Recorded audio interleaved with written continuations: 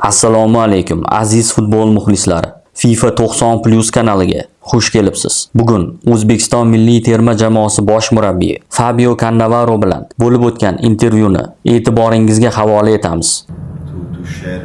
Ha, bu mutlaqo boshqacha hissiyot. Murabbiy sifatida juda ko'p narsaga e'tibor qaratishingiz, ko'plab masalalarni nazorat qilishingiz va tayyorgarlik ko'rishingiz kerak bo'ladi. Albatta, hayajon va baxt hissi bor. Ammo oxir-oqibat butun e'tiboringiz jamoaga qaratiladi va atrofdagi ko'p narsalarni sezmay qolishingiz mumkin. Futbolchi sifatida esa turnirdan ko'proq zavq olish imkoniyati bo'ladi. Murabbiyning futbolchidan farqi shundaki, murabbiy sifatida juda ko'p aziyat chekasiz, chunki maydon tashqarisida turasiz. Futbolchilarga yordam bermoqchisiz, hamma narsani nazorat qilmoqchisiz, lekin buni to'liq uddalay olmaysiz.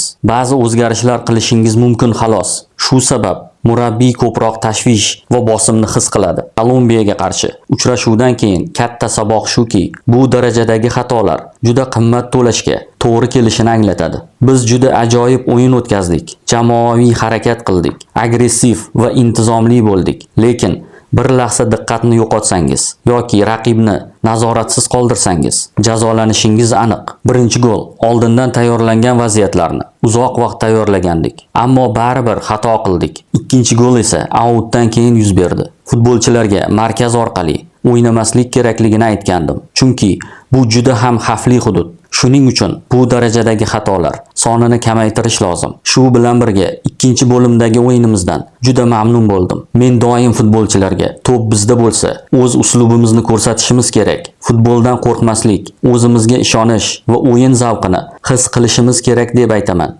Ikkinchi bo'limda jamoa aynan shuni ko'rsatdi. Ular o'yinni nazorat qilishga urinishdi, gol urishdi va yana gol urish imkoniyatlariga ega bo'lishdi. Afsuski, 3-golni ham o'tkazib yubordik. Bu biz uchun juda ham og'ir bo'ldi. Men futbolchilarimdagi bosimni kamaytirishga harakat qilaman. Biz jahon chempionatining eng kuchli jamoalardan biriga qarshi o'ynaymiz. Portugaliya tarkibi yulduzli futbolchilarga to'la. Ha, albatta, Cristiano Ronaldo bor. So'nggi 20 yil ichida u Messi bilan bir qatorda dunyoning eng buyuk futbolchilaridan biri bo'lib kelmoqda. Portugaliya to'pni nazorat qilishni yaxshi ko'radi.